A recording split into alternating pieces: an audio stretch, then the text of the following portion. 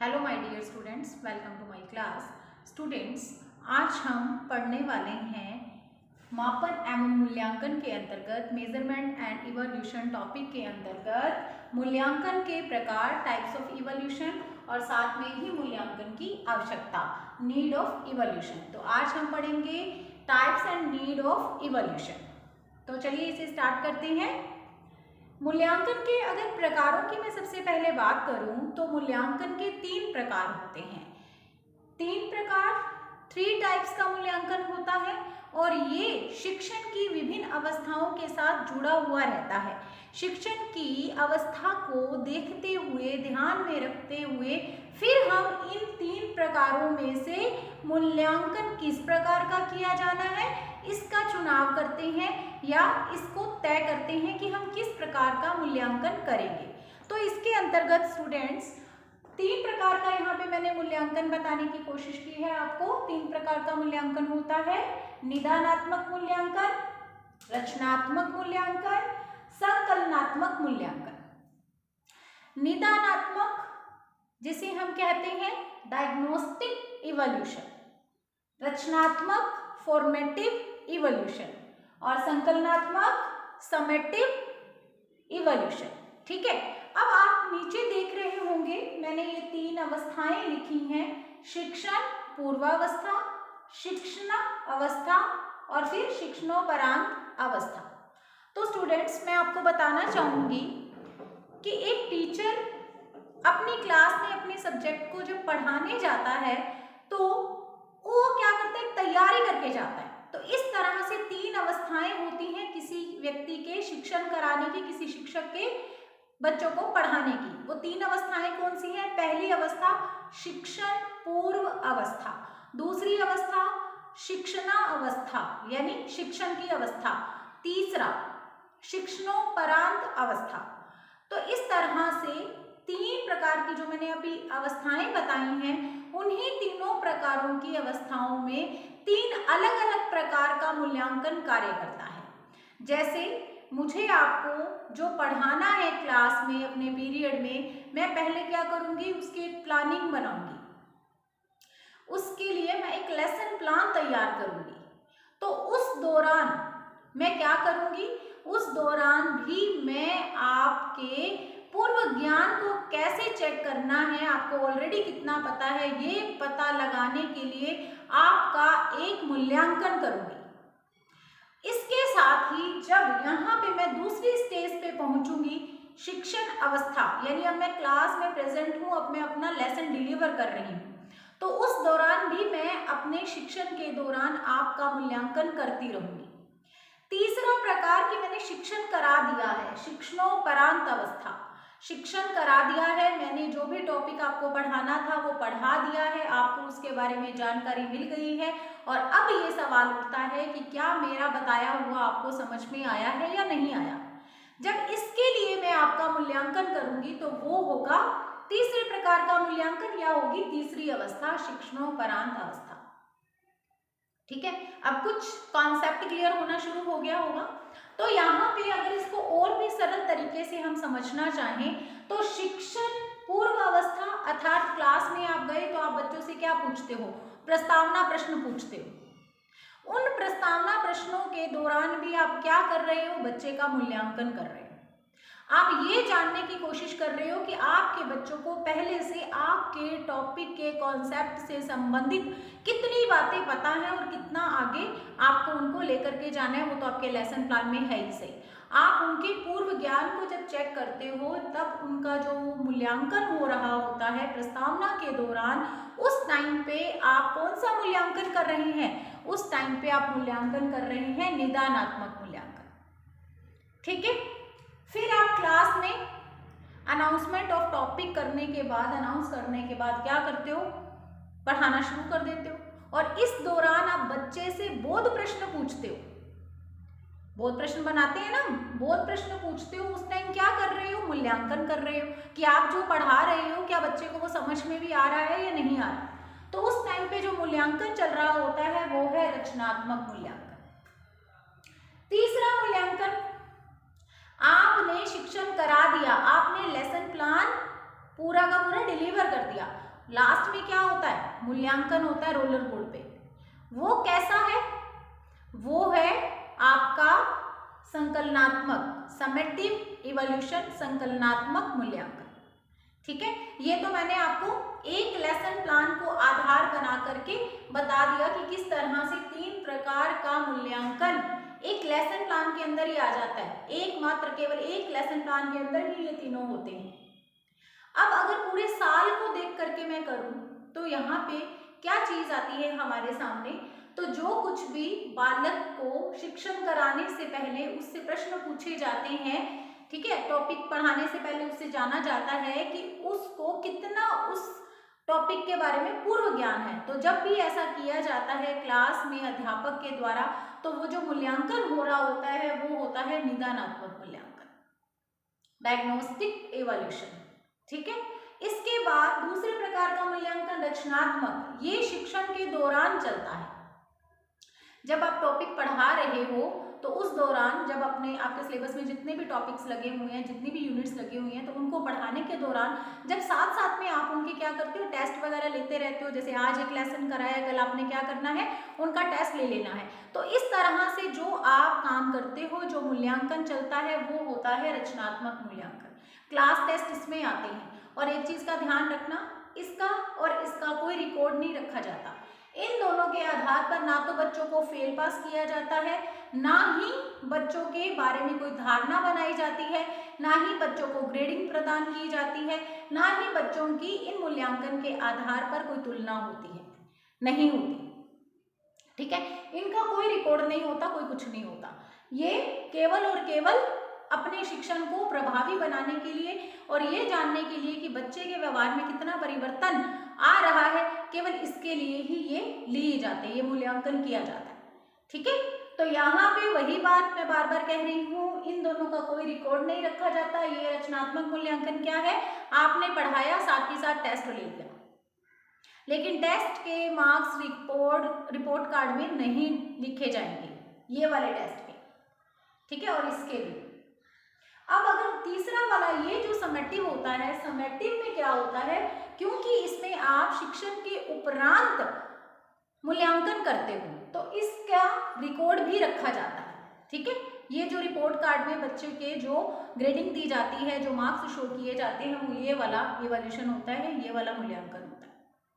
ठीक है, इसी के आधार पर बच्चों को फेल पास किया जाता है, इसी के आधार पर बच्चों को ग्रेड्स प्रदान की जाती हैं, इसी के आधार पर बच्चों को सर्टिफिकेट्स दिए जाते हैं, इसी के आधार पर अगर मान लीजिए बड़ी अवस्था पे ये मूल्यांकन किया जा रहा है, ठीक है, बड़े स्तर पर किया जा रहा है, तो इसी के आधार पर प्रमोशन दिए जाते हैं। ठीक है, आपस में बच्चों की तुलना की जाती है, फर्स्ट सेकंड थर्ड निकाले जाते हैं इस मूल्यांकन के आधार पर। और एक चीज का ध्यान रखना, ये मूल्यांकन हमेशा यूनिट कंप्लीट होने पर फिर किया जाता है। यानी ये मूल्यांकन के अंतर्गत जो परीक्षा ली जाती है, वो परीक्षा कब ली जाती है, वो परीक्षा ली जाती है जब हम पूरी यूनिट बच्चे को पढ़ा चुके होते हैं, तब। पहले नहीं ली जाता, पूरी यूनिट पढ़ाने के बाद लिया जाता है इसमें परीक्षा या एग्जाम। ठीक है, तो ये 3 प्रकार हैं। मैंने एक सिंपल लेसन प्लान में भी आपको बता दिया कि ये तीनों प्रकार का मूल्यांकन होता है, और इसके साथ ही पूरे साल को अगर लेकर के हम बात करें तब भी मैंने आपको बता दिया। तो आपको ये पता होना चाहिए कि रिकॉर्ड्स, बच्चों को फेल पास, बच्चों को ग्रेडिंग्स या किसी को प्रमोशन या आपस में बच्चों की तुलना कौन से मूल्यांकन के आधार पर की जाती है, इस मूल्यांकन के आधार पर। इनका कोई रिकॉर्ड नहीं रखा जाता, इनकी अवस्थाएं आपको पता होनी चाहिए तीनों की।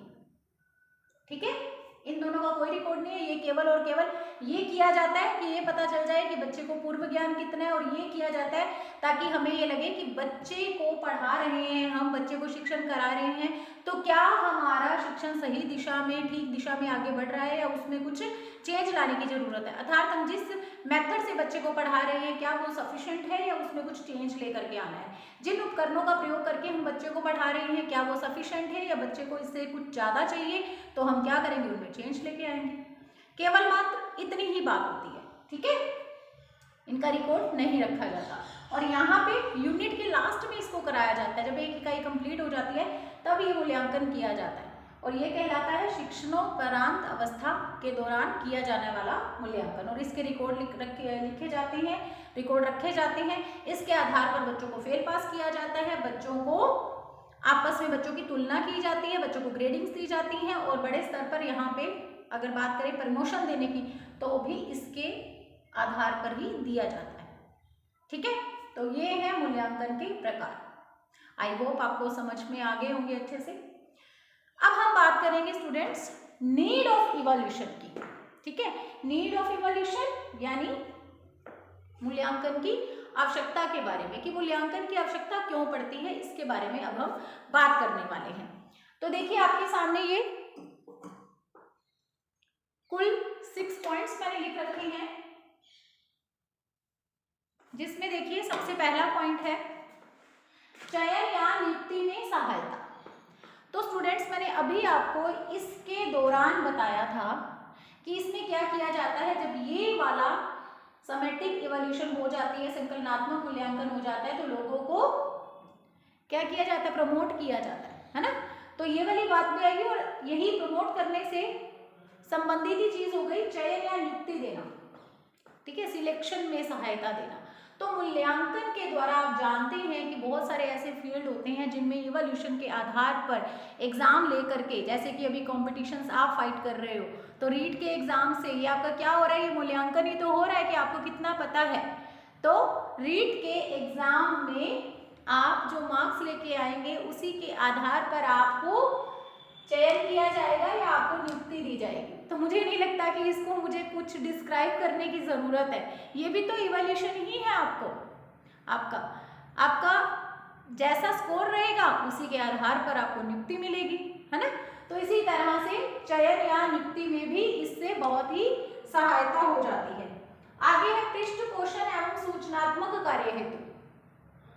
पृष्ठ पोषण, फीडबैक, सूचनात्मक कार्य, informational function, for feedback and informational function।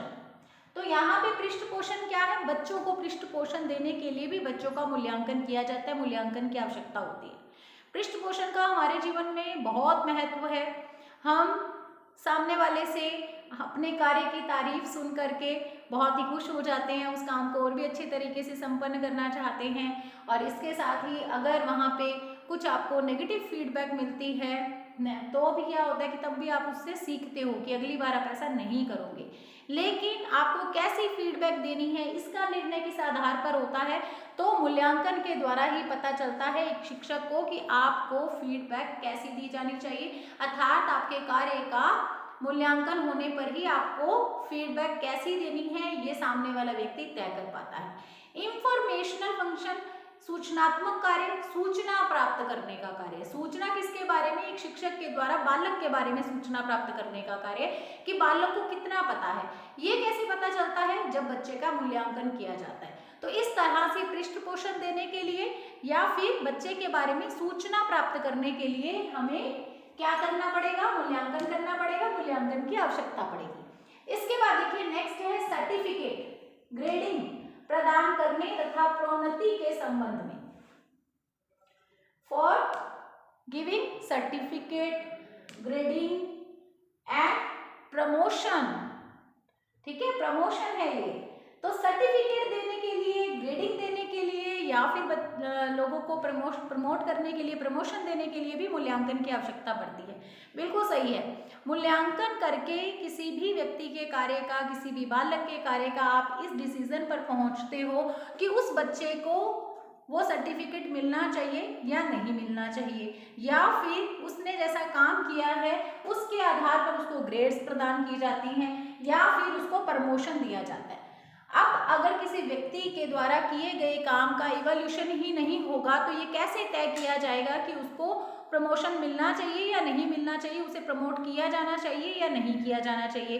तो इसके लिए जो आधार का काम करता है, जो बेस बनता है, वो होता है मूल्यांकन। मूल्यांकन ही हमें इसमें हेल्प करता है ये डिसाइड करने में कि बच्चे को, व्यक्ति को वो सर्टिफिकेट मिलना चाहिए, उतनी ग्रेड मिलनी चाहिए, या बच्चे को या व्यक्ति को प्रमोशन मिलना चाहिए या नहीं मिलना चाहिए। ठीक है, उसके बाद है निदानात्मक कार्य हेतु। निदान करना, निदानात्मक कार्य, निदानात्मक मूल्यांकन भी है, देख लीजिए इधर। तो इसका मतलब निदान करने का काम किया जाता है, डायग्नोज करना। निदान करना क्या होता है स्टूडेंट्स?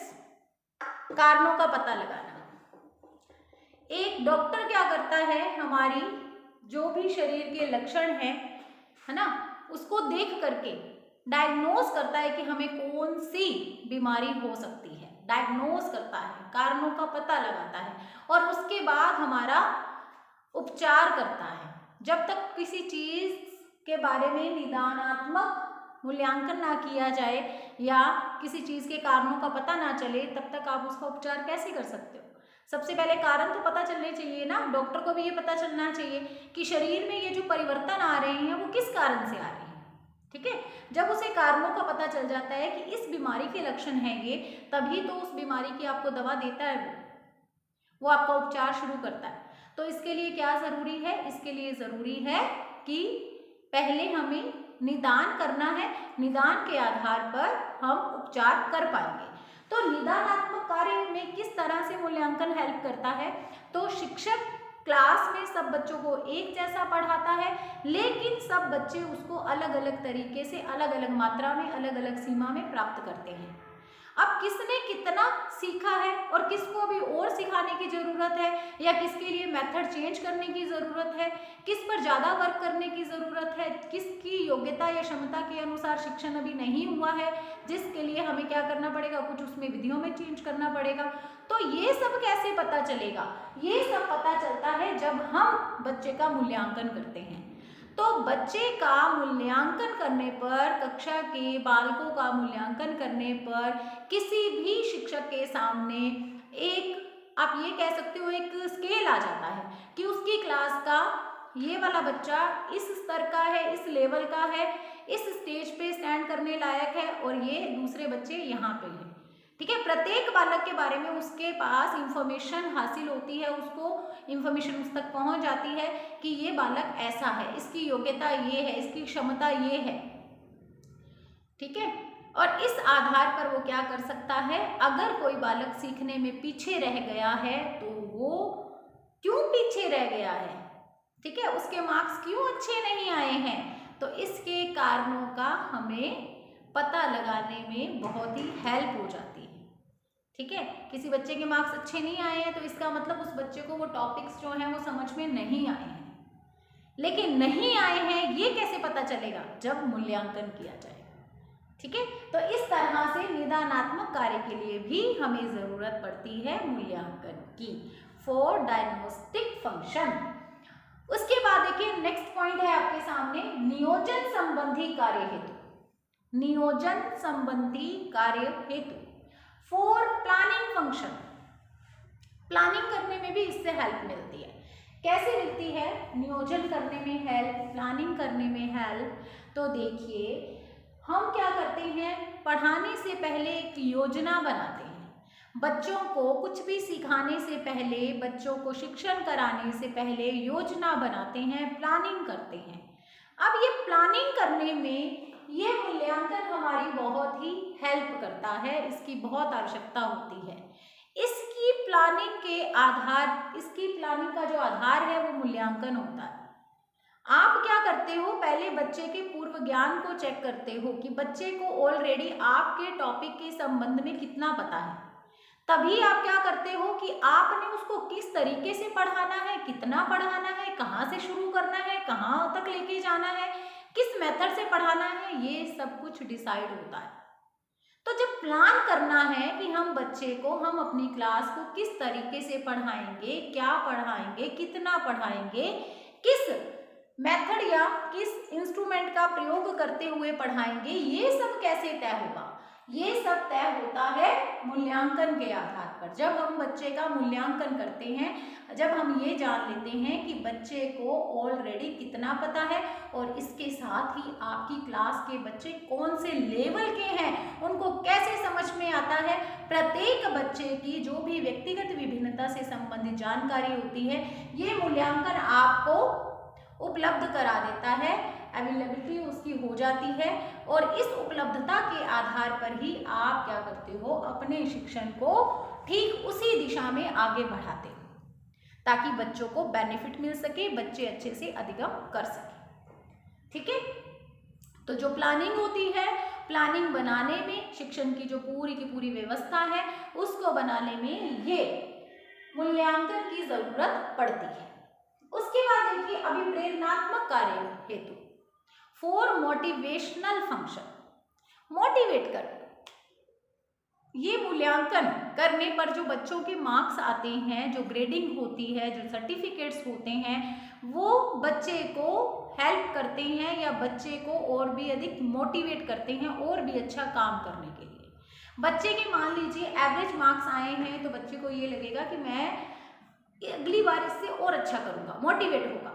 बच्चे के बहुत अच्छे मार्क्स आए हैं तो वो जो उसको खुशी होगी उससे वो ये सोचेगा कि अगर मैं अगली बार भी इतना ही अच्छा काम करूँगा तो मुझे और भी ज़्यादा मेरी प्रेज होगी, मुझे प्राइज़ मिलेगा या जो भी उसको सर्टिफिकेट मिला है वो मिलेगा। ठीक है, तो और ज़्यादा मोटिवेट होगा काम करने के लिए। अगर बच्चा किसी कारण से पीछे रह गया है तब क्या होगा, तब भी वो बाकी बच्चों को देख करके सीखेगा कि मैंने इस बार अच्छे मार्क्स नहीं लिए हैं या इस बार मैं किसी कारण से पीछे रह गया हूँ तो अगली बार मैं आगे ज़रूर निकलूँगा। तो अभिप्रेरणा देने का काम, अपने आप से मोटिवेट करने का काम कौन करता है, मूल्यांकन करता है, या मूल्यांकन से जो निष्कर्ष प्राप्त होते हैं, जो हमें आंकड़े प्राप्त होते हैं, जो प्राप्तांक होते हैं, वो ये काम करते हैं। ठीक है, तो इस तरह से ये है मूल्यांकन की आवश्यकता आपके सामने। अब एक बार इनको देख लेते हैं क्या क्या चीज़ें आई थी इनमें। आज की क्लास में हमने क्या क्या पढ़ा है, समराइज्ड करते हैं क्लास को, क्योंकि आज की क्लास में हमने इतना ही पढ़ना है। ठीक है, देखिए पहले मैंने मूल्यांकन के प्रकार आपको बताए हैं, 3 प्रकार के, निदानात्मक मूल्यांकन, डायग्नोस्टिक इवैल्यूएशन, रचनात्मक मूल्यांकन, फॉर्मेटिव इवैल्यूएशन, संकलनात्मक मूल्यांकन, समेटिव इवैल्यूएशन। निदानात्मक मूल्यांकन शिक्षण से पहले किया जाता है, शिक्षण पूर्व अवस्था, और इसमें क्या किया जाता है, ज्ञात करने की कोशिश की जाती है कि बच्चों को ऑलरेडी कितना पता है। ठीक है, पूर्व ज्ञान के से संबंधित होता है ये, और इसके कोई रिकॉर्ड्स नहीं रखे जाते हैं। रचनात्मक मूल्यांकन शिक्षण के दौरान किया जाता है, अध्यापक पढ़ाते हुए जो बच्चों से प्रश्न पूछता है वो इसमें आते हैं। ठीक है, इसका भी कोई रिकॉर्ड नहीं रखा जाता है। उसके बाद है संकलनात्मक मूल्यांकन, समेटिव असेसमेंट, शिक्षण के उपरांत ये मूल्यांकन किया जाता है और इसके रिकॉर्ड रखे जाते हैं। इसके आधार पर ही बच्चों को फेल पास किया जाता है, प्रमोशंस मिलते हैं, बच्चों की आपस में तुलना होती है, ग्रेडिंग्स या सर्टिफिकेट प्रदान किए जाते हैं। ठीक है, और ये कब होता है, ये यूनिट खत्म होने पर, इकाई पूरी होने पर ये मूल्यांकन किया जाता है, यानी ये परीक्षा ली जाती है उस समय पर। ठीक है, और रिकॉर्ड भी रखा जाता है। इसके बाद मूल्यांकन की आवश्यकता हमने पढ़ी है, चयन या नियुक्ति में सहायता मिलती है, पृष्ठपोषण एवं सूचनात्मक कार्य हेतु, सर्टिफिकेट ग्रेडिंग प्रदान करने तथा प्रोन्नति के संबंध में, प्रोन्नति का मतलब प्रमोशन, निदानात्मक कार्य हेतु, नियोजन संबंधी कार्य हेतु, और लास्ट में है अभिप्रेरणात्मक कार्य हेतु। ठीक है स्टूडेंट्स, तो आज की क्लास में हमने ये 2 चीजें पढ़ ली, types of evaluation and need of evaluation, मूल्यांकन के प्रकार एवं आवश्यकता। अब स्टूडेंट्स, मापन और मूल्यांकन के अंतर्गत हम इनके कॉन्सेप्ट को अच्छे से जान चुके हैं, डेफिनेशंस मैं आपको इसके अंतर्गत करवा चुकी हूँ। इसके साथ ही मैं आपको दोनों की विशेषताएं बता चुकी हूँ, मापन की विशेषताएं, मूल्यांकन की विशेषताएं। इसके अलावा मैंने आपको पढ़ाया था मापन के प्रकार और इसके साथ ही मूल्यांकन के क्षेत्र। तो लास्ट वीडियो में 4th पार्ट में, है ना, पार्ट 4th में हमने वो पढ़ा था, और फिर इससे पहले लास्ट क्लास में हम पढ़ चुके हैं उद्देश्य। मूल्यांकन के कौन कौन से उद्देश्य होते हैं उन पर हम बात कर चुके हैं, और आज की क्लास में हमने पढ़ लिया है मूल्यांकन के प्रकार और आवश्यकता के बारे में, types and need of evaluation. ठीक है, और ये जो है ये कौन सा पार्ट है, तो पार्ट 5th कल वाला था, लास्ट वीडियो वाला था, ये पार्ट 6th है। मेजरमेंट एंड इवैल्यूएशन से संबंधित ये पार्ट 6th है, यानी कि ये 6ठी वीडियो है आपकी। और अभी ये मान लीजिए अभी आगे का भी प्लान है, अभी और वीडियोस भी आएंगी, ठीक है। तो अगर सारी वीडियोस नहीं देखी हैं तो संपूर्ण ज्ञान लेना है, इम्पोर्टेंट है, चाहे आप असेसमेंट फॉर लर्निंग के पर्पज से देख रहे हैं, बीएड के अंदर पेपर है, चाहे आप इस वीडियो को देख रहे हैं रीट के लिए, दोनों ही जगह ये इम्पोर्टेंट है कॉन्सेप्ट मापन, मूल्यांकन और आकलन के। अभी आकलन का कॉन्सेप्ट अभी आगे आपके आएगा, ठीक है। आज की क्लास में इतना ही। God bless you, have a nice day.